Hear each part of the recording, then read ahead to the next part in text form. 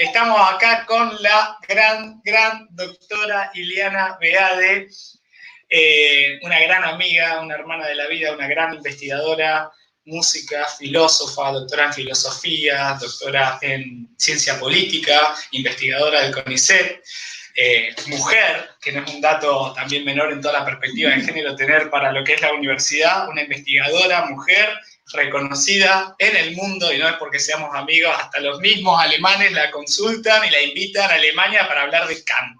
Así que miren, si no es, ¿cómo voy a dar yo una clase de Kant teniendo a mi amiga Ileana Beade? Así que la hemos convocado en esta cuarentena para compartir con nosotros, que todavía no nos conocemos, pero me parece, estaba hablando con Ileana, que esto es algo muy interesante, un recurso que quizás llegó para quedarse, y hablando con la gente de la cátedra, con Marina, con Karina, y con Nico y con Lucía, bueno, que nos pareció que era también muy interesante contar con una suerte de trayectos virtuales de formación pedagógica. Y nuestra primera invitada es la doctora Ileana Beade. Ile, querida, si me dejás llamarte así, en nombre de la confianza, del cariño que te tengo, para que nos puedas orientar y poder hablar de este pensador no tan importante, y lo vamos a acotar a lo que es pedagogía, y sobre todo por qué te parece y por qué sigue estando vigente. En los programas de pedagogía generalmente se habla de Kant por el tema de la transmisión y por esta autonomización en la modernidad de la pedagogía como una de las primeras reflexiones. Siempre me acuerdo, y voy a contar algo, cuando tuve que rendir el concurso, me tocó justo en el bolillero Kant. ¿Y a quién acudí? A la persona que más sabe de Kant. Así que Ileana me ayudó en ese concurso y me fue muy bien, todos me felicitaban, y que no fue obra mía más o más allá de lo que pude ver, es que pude comprender los núcleos centrales gracias a la lectura que me permitió Ileana. Así que yo quería, Ile, por favor, si vos nos podías orientar. Acá tenemos gente que son graduados, graduadas, y gente que también está comenzando la vida universitaria. ¿Cuáles serían los ejes fuertes para comprender este autor, el cual va a dividir las aguas de la filosofía en el pensamiento contemporáneo, en la historia de la filosofía? ¿Por qué eso? Y también esto que vos me enseñaste, y ya después ya me callo, porque acá realmente es parte de una de sus preguntas muy importantes en la pedagogía, que si bien se lo tiene como algo menor, que no le interesaba tanto eso comparado con su teoría cognoscitiva, con la revolución epistemológica que va a ser en el mundo de la filosofía, pero vos, me acuerdo, me dijiste, ojo, que la pedagogía en Kant atiende a una pregunta muy importante. Esta es la introducción, y quiero agradecerte, y ojalá que esto se haga grabado, porque si no, después me va a matar. Bueno, muchas gracias. Yo también me voy a referir al doctor Tranier como Pepe, mi querido amigo, porque nos conocemos hace muchos años, casi 40, así que quiero agradecer el espacio para hablar de estos temas. Siempre es un placer compartir, y además es muy interesante hablar de Kant con gente que se dedica a la pedagogía.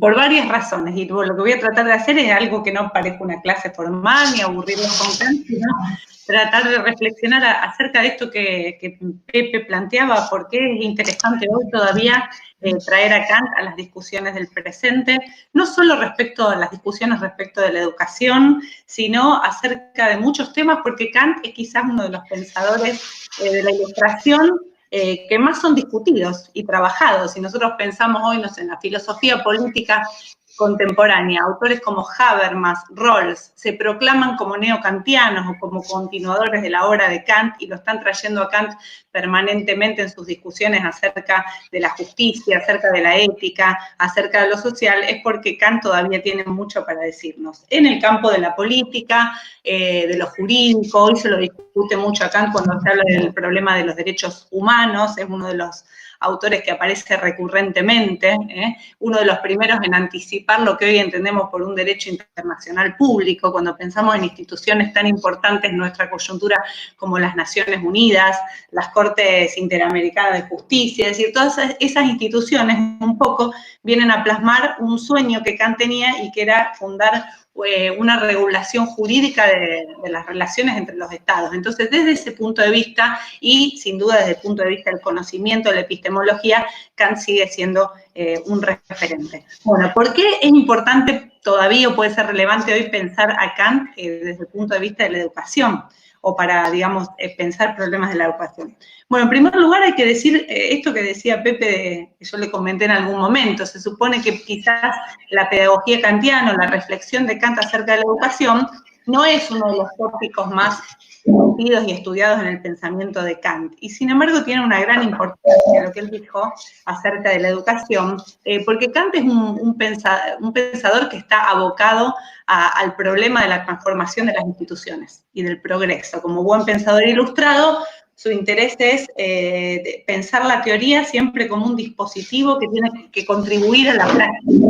Es decir, la labor teórica, si bien Kant es uno de los pensadores que reivindica el trabajo teórico, esto no significa que la práctica quede subordinada, sino que entiende de que toda la labor teórica y filosófica tiene que estar orientada a la transformación de las instituciones, al cambio social, al progreso. Y en este sentido la educación cumple un rol decisivo en temas importantes de la filosofía política de Kant, cuando Kant se plantea la cuestión de la buena constitución política o la reforma de las leyes. Siempre está allí atravesando esa reflexión la idea de que la educación nos tiene que formar para las instituciones futuras. Hay algo que él plantea en sus lecciones de pedagogía, casi se inician con esta frase de que el ser humano es el único ser que necesita ser educado y que no es sino lo que la educación lo hace ser. Es decir, que nuestras propias condiciones naturales, que podría decir en este lenguaje naturalista del siglo XVIII, todas nuestras disposiciones naturales más importantes, la moralidad, la comunicación, el lenguaje, el pensamiento, son un resultado de la educación. Es decir, que la humanidad es algo que se alcanza, no es algo simplemente dado, sino que nos hacemos humanos o desarrollamos esas disposiciones propiamente humanas a través de la educación. Y en esto reside la importancia decisiva de la educación. En la época de Kant había muchos debates con respecto a la necesidad de una transformación de las instituciones educativas, y Kant participa activamente de ese debate, y en las clases que él desarrolló como profesor de pedagogía, porque Kant fue profesor de pedagogía en la Universidad de Königsberg, en Alemania, dictó diferentes materias, y una de esas fue la asignatura pedagogía. De esas lecciones que él daba, de esas clases, a partir de los apuntes que tomaban los estudiantes que asistían, surgen lo que se llama hoy las lecciones de pedagogía, que son muy breves, es un escrito pequeño. Uno de sus discípulos y estudiantes, Ring, se toma el trabajo de cotejar diferentes manuscritos de los estudiantes y surge este texto que Kant llega a supervisar antes de su muerte. Esto fue editado en 1804, que es el año en que Kant muere. Y Kant supervisa y autoriza la publicación de este texto, es decir, que si bien son apuntes de otros, es decir, este texto no está escrito de puño y letra de Kant, podemos reconocer en este texto las ideas genuinas de Kant, porque él, como decía, autorizó esa publicación. Bien, voy a marcar simplemente 3 o 4 cuestiones que me parecen interesantes para seguir pensando acá, que pueden ser un aporte para la discusión de temáticas contemporáneas. En primer lugar, es interesante que Kant diferencie dentro de lo que se entiende por educación. La palabra alemana es Erziehung, pero no quiero estar con tecnicismos, pero dentro de la educación se comprenden en principio 3 aspectos. Uno tiene que ver con la disciplina, disciplinar, en un sentido, una palabra que quizás nos suena un poco antipática, la cuestión de lo disciplinario. Disciplinar en el sentido de ir, digamos, utilizando, ejercitándonos en el uso de la razón, ¿sí? Para el control de las emociones. Esta idea, digamos, de la modernidad hoy, por supuesto, se podría revisar y criticar desde múltiples perspectivas, pero él cree que dentro de lo que llamamos educación, sobre todo en la educación en la infancia, en la temprana infancia, hay un aspecto de disciplinamiento. Este tema aparece en Rousseau, en otros pedagogos también del siglo XVIII, la idea de que tenemos que instruir al niño para que pueda cuidar de sí mismo, y acá hay un aspecto disciplinario. Este aspecto es el que menos les interesa a Kant, felizmente, la cuestión de la disciplina. Hay un segundo aspecto que él califica como instrucción o capacitación, que tiene que ver con cómo preparo al niño o al joven, cómo lo doto de capacidades que le puedan ser útiles para su vida adulta. ¿Sí? Dentro de la capacitación podríamos incluir el desarrollo de algunas disciplinas científicas, la matemática, la literatura y demás. Este segundo aspecto, dijimos, el primero es la disciplina, el segundo es la instrucción, tampoco es el que más le interesa a Kant, sino que donde Kant va a poner el eje y donde va su interés es un tercer aspecto, que en alemán la palabra es Bildung, que es la formación. Y la formación tiene un carácter cívico y moral. Para Kant, el objetivo último del proceso educativo está orientado a la formación moral, entendiendo la moral en un sentido amplio. No es que la educación simplemente tenga el objetivo de inculcar determinados principios éticos o prescribir cómo debemos actuar, sino que la moralidad para Kant es un dominio amplio que incluye todo lo que él denomina la práctica, tanto la praxis política como las acciones humanas, todas las acciones humanas en tanto resultado de la libertad. Hacia esto está encaminada la educación, ¿no?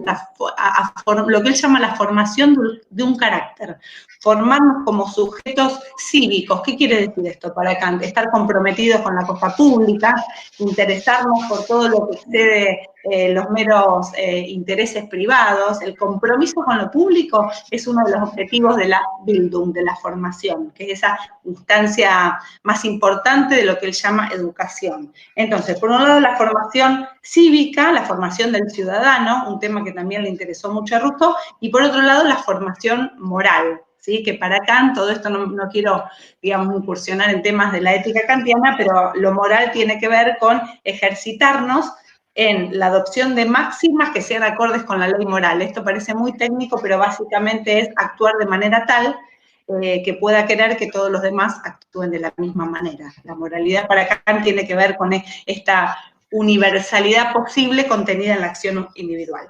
Entonces, por un lado tenemos al comienzo de la pedagogía la idea de que el ser humano puede llegar a ser ser humano únicamente en la medida que se eduque.